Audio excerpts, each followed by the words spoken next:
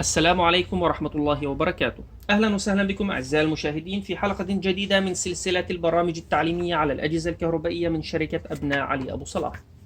في حلقة اليوم سوف نقوم باستعراض طريقة تشغيل غسالة بيكو العالمية موديل 2018، رقم الموديل WTC 8612 XSC.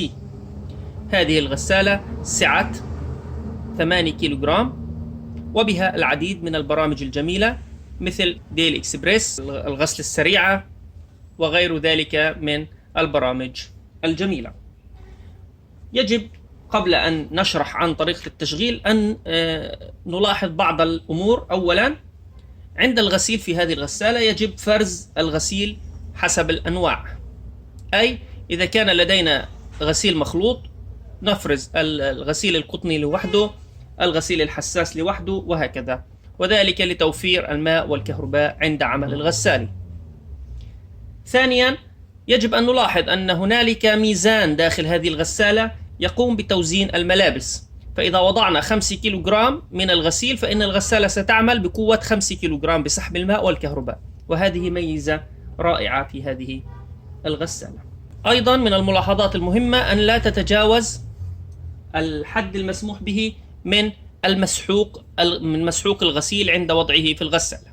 نلاحظ هنا في جارور المسحوق لدينا ثلاث خانات. الخانة الأولى هنا الصغيرة هي للغسل المبدئي. نضع المسحوق هنا إذا أردنا أن نقوم بعمل غسل مبدئي، سنقوم بشرح طريقتها بعد قليل. وأيضا يجب أن ننتبه أنه لا يجوز استخدام مسحوق غسيل سائل في خانة الغسل المبدئي. هنا فقط نستخدم مسحوق البودرة. في هذه الخانة الزرقاء يمكن وضع الملمع أو المطري، وهنا الخانة الكبيرة نضع فيها مسحوق الغسيل للغسلة الرئيسية، ويمكن أن يكون سائل ويمكن أن يكون بودرة. الآن سوف نقوم بشرح باقي البرامج في الغسالة. في البداية فإن هذا المفتاح عند دورانه نحو اليسار سنقوم بتشغيل الغسالة واختيار البرنامج المراد الغسيل من خلاله. قبل أن نقوم بشرح البرامج فإننا سنقوم بشرح اللوحة اليمنى. في هذه اللوحة وبعد تشغيل الغسالة هنالك عدة خيارات هنا يمكن استخدامها. في البداية فإن هذا مفتاح هو مفتاح الحرارة، يمكننا تغيير درجة حرارة الغسل أو إبطاله إذا أردنا الغسيل بدرجة حرارة باردة. هنا مفتاح اختيار درجة دوران العصارة، وطبعا كلما قللنا من درجة دوران عصارة الغسيل فإننا نستطيع التحكم بتقليل مدة الغسيل.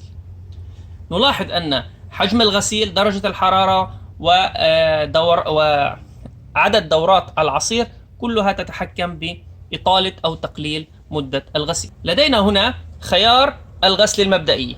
هذا الخيار هو خيار الغسل المبدئي. إذا قمنا بالضغط عليه وأضيئت هذه العلامة فإننا نشعر الغسالة بأن الغسيل متسخ جدا، وستقوم الغسالة بعمل غسل مبدئي للغسيل قبل البدء بالغسل الرئيسي. وطبعا ستقوم بسحب مسحوق الغسيل من الخانة الأولى الصغيرة في جارور المسحوق. لدينا هنا أيضا خيار إكسبريس. إذا قمنا بالضغط عليه سنقوم بتقليص مدة الغسيل، وهذه من أروع البرامج في هذه الغسالة، أي أننا نستطيع غسل نفس الكمية من الملابس ونفس البرنامج، ولكن تقليل المدة وبنفس الجودة، فستقوم الغسالة ببذل مجهود أكبر ولكن بفترة أقل. لدينا أيضا برنامج بلس، هنا مفتاح بلس. إذا قمنا بالضغط عليه فإننا سوف نقوم بعمل شطف إضافي للملابس، أو كما يسمى بح إضافي للملابس. هنا إذا ضغطنا على إبطال العصير إلى أن وصلنا إلى هذا الخيار هنا فإننا نشعر الغسالة بأننا لا نريد عمل شطف أو بح للغسيل. الآن إذا قمنا بالضغط على مفتاح الغسل المبدئي لمدة 3 ثواني فهذا يعني أننا سوف نقوم بغسل حلة الغسالة. إذا ضغطنا لمدة 3 ثواني هكذا اخترنا برنامج غسيل حلة الغسالة أو الغسالة نفسها، فسنقوم بغسلها وهي خالية من الملابس، ويفضل أن نستخدم هذا البرنامج كل شهرين مرة واحدة. نضع في جارور المسحوق إما أن نضع مادة خصوصية لإزالة الكلس، أو أن نقوم بوضع ملعقة من بايكربونات الصوديوم مع نصف ملعقة من ملح الليمون، ونشغل هذا البرنامج وننتظر حتى تنتهي الغسالة من البرنامج دون وضع أي ملابس، ونقوم بفتح الباب لمدة 10 دقائق، ومن ثم نقوم باستخدام الغسالة. الآن لدينا أيضا مفتاح إكسبريس. إذا قمنا بالضغط عليه 3 ثواني فإننا سوف نقوم بتقفيل اللوحة من عبث الأطفال. فإذا قمنا باختيار أي برنامج لن تقوم الغسالة بعمل أي شيء إطلاقا. ولإلغاء هذا القفل سوف نقوم أيضا بالضغط على المفتاح نفسه لمدة 3 ثواني. لدينا أيضا هنا مفتاح الديلي، وهو تأخير تشغيل الغسالة. إذا قمنا بتشغيله هنا ساعة، ساعتين، 3، 4، 5، 6، يعني ذلك أننا سوف نقوم بوضع الملابس، وضع مسحوق الغسيل، اختيار البرنامج، ومن ثم اختيار الديلي وتشغيل الغسالة. فستقوم الغسالة ببدء العمل بعد 6 ساعات مثلا. هذا مفتاح التشغيل أو مفتاح الإيقاف المؤقت. الآن سوف نقوم بشرح برامج الغسالة جميعا. لدينا أولا برنامج القطن، وهو برنامج مدته 3 ساعات وربع، إلا إذا قمنا بتغيير بعض الخيارات كما قلنا: درجة الحرارة، حجم الغسيل، أو دورات العصير، أو ضغطنا على إكسبريس، فإن المدة سوف تقل فترة طويلة. هنا قلت من 3 ساعات إلى 1 ساعة وربع، يعني وفرنا ساعتين، وهذا شيء رائع. برنامج قطن يستخدم للملابس الداخلية، مثلا للفرش والملاءات والأسرة، برانس الحمام، وما إلى ذلك من أنواع من القماش. وأيضا القطن إيكو هو نفس البرنامج، ولكن سوف نقوم بتوفير درجة الحرارة وتوفير كمية الماء. هو نفس القماش ولكن مع بعض التوفير. لدينا برنامج سينثيتيك، وهو برنامج الأقمشة الصناعية. يمكننا غسل الملابس المتسخة من القمصان والبلوزات والألياف الصناعية القطنية وما إلى ذلك. في هذا البرنامج سنلاحظ أن فترة العمل أقل وهنالك أداء عالي. ولدينا أيضا من أروع البرامج في هذه الغسالة برنامج ديلي إكسبريس سوبر شورت. في هذا البرنامج فإننا نستطيع غسيل 2 كيلو من الملابس المتسخة اتساخ متوسط بدرجة حرارة 30 و600 دورة عصير في مدة 28 دقيقة فقط.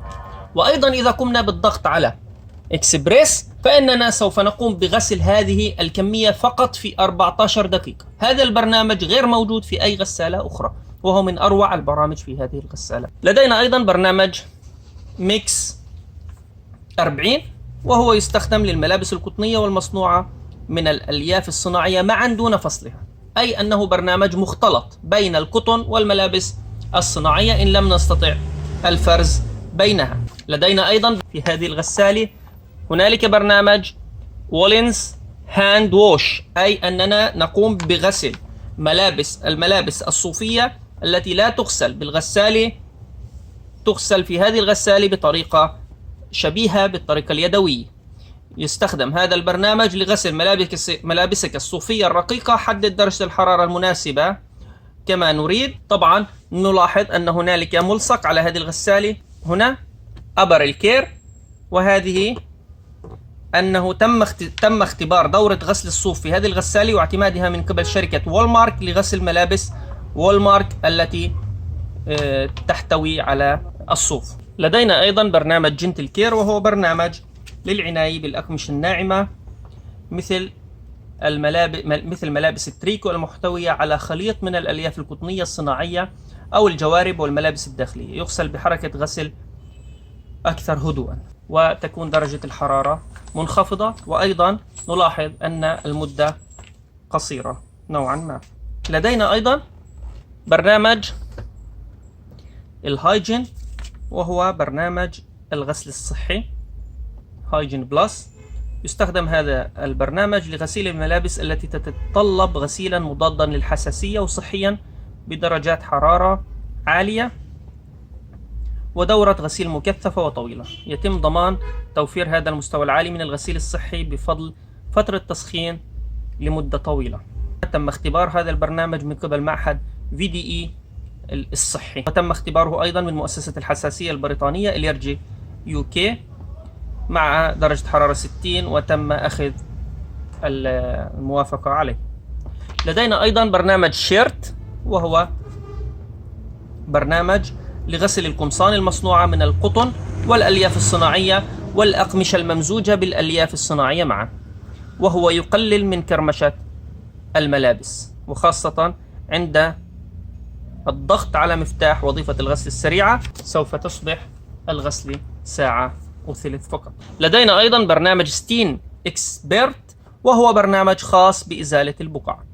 الغسالة مزودة ببرنامج عصر خاص يتيح إمكانية التخلص من مختلف أنواع اللطخ والبقع بطريقة أكثر فعالية. استخدم هذا البرنامج فقط لغسيل المواد القطنية ثابتة الألوان، ولا تقم بغسل الملابس المصبوغة والناعمة في هذا البرنامج. لدينا أيضا برنامج دارك، وهو برنامج للملابس الداكنة وبلاطين الجينز، وهو برنامج لحماية اللون الخاص بملابسك الداكنة. لدينا برنامج Outdoor Sports، وهو لغسل الملابس الرياضية وملابس الجري أو المشي في الهواء الطلق التي تحتوي على خليط من القطن والألياف الصناعية والأغطية المضادة للماء مثل جورتكس وغيرها. لدينا أيضا برنامج داون وير، وهو برنامج الملابس الداخلية. استخدم هذا البرنامج لغسل المعاطف والسترات والملابس الداخلية التي تحتوي على الريش وبها ملصق قابل للغسل في الغسالة. وتضمن هذا البرنامج برامج العصر الخاصة أن يصل الماء للثغرات الهوائية بين الريش. لدينا برنامج رينس، وهو برنامج الشطف أو البح كما نقول، برنامج البح العادي. ويمكننا أيضا كما قلنا إضافة على مفتاح بلس هنا شطف إضافي. إذن هذا برنامج رينس هو فقط لبح الملابس، ممكن غسل الملابس خارج الغسالة ومن ثم وضعها في الغسالة هنا لعمل بح فقط. لدينا أيضا برنامج سبين أند درين، وهو برنامج خاص بعصر الملابس وتصريف المياه. إذا قمنا بعمل غسيل أو غسيل خارج الغسالة، نقوم بوضعه في الغسالة واختيار سبين أند درين، فالغسالة ستقوم بعصره وإخراج الماء خارج الغسالة دون استخدام أي برنامج آخر. مدة هذا البرنامج فقط 12 دقيقة، يقوم بعصر الملابس على دورة 1200 دورة عصير.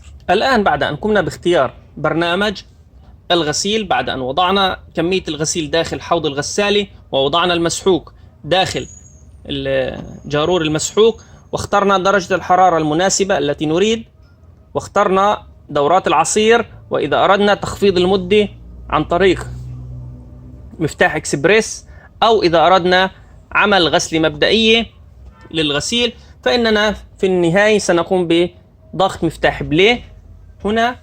فستبدأ هنا كما نلاحظ الغسالة أعطتنا إضاءة على مفتاح ريدي أنها بدأت بالتجهيز للعمل. بدأت عند ووش، ثم عند انتهاء من ووش سيضيء رينس الشطف، ومن ثم سبين العصير، ومن ثم اند. الآن أثناء عمل الغسالة يمكننا أيضا أن نقوم بإضافة قطعة تم نسيانها داخل الغسالة. كيف نقوم بذلك؟ نقوم بالضغط على مفتاح بوش هكذا. نلاحظ أنه عند الضغط على مفتاح بوش بدأت ريدي ووش بالإضاءة بطريقة متقطعة. ننتظر حتى يثبت الإضاءة على مفتاح ريدي، ننتظر قليلا ونسمع صوت تك قليل في الغسالة. يمكن أن تستغرق ذلك من دقيقة إلى دقيقتين. تقوم الغسالة أثناء ذلك بفحص مستوى الماء داخلها. إذا كان مستوى الماء عالي بحيث لا تستطيع فتح الباب، فإننا لن نستطيع فتح الباب وإضافة أي ملابس. هنا كما نشاهد مفتاح ريدي ثبت ومفتاح ووش بدأ بالتقطيع مرة أخرى. نستطيع الآن فتح باب الغسالة ووضع الملابس. ولكن إذا كان مستوى الماء داخل الغسالة في مستوى لا نستطيع معه وضع ملابس إضافية، إذا كنا مثلا بعد مرور أكثر من ثلث ساعة على بدء الغسيل أو نصف ساعة، فإننا لن نستطيع فتح باب الغسالة. طبعا بعد أن نضع القطعة الناقصة أو نزيل القطعة التي نريد، نستطيع مرة أخرى استكمال البرنامج على الضغط على مفتاح بلاي من هنا، وستعود الغسالة للعمل مرة أخرى من نفس الموقع التي توقفت عنده. إذا أردنا تغيير البرنامج فإننا سنقوم بعمل نفس الخطوة. سوف نقوم بعمل توقف مؤقت وننتظر حتى يعطينا مفتاح ريدي إضاءة كاملة ومفتاح ووش إضاءة متقطعة، ومن ثم نقوم بتغيير برنامج الغسيل من هنا، ونعود ونضغط مفتاح بلاي مرة أخرى. ويمكن أيضا إلغاء البرنامج بنفس الطريقة. أخيرا فإن هذه الغسالة تعمل بنظام برو سمارت انفرتر، وهو برنامج موفر جدا في الكهرباء والمياه. هذا بشكل عام كل شيء عن هذه الغسالة من شركة بيكو التركية العالمية. شكرا لكم، شكرا لحسن استماعكم. ننتظر أي أسئلة على صفحتنا على اليوتيوب أو الفيسبوك، والسلام عليكم ورحمة الله وبركاته.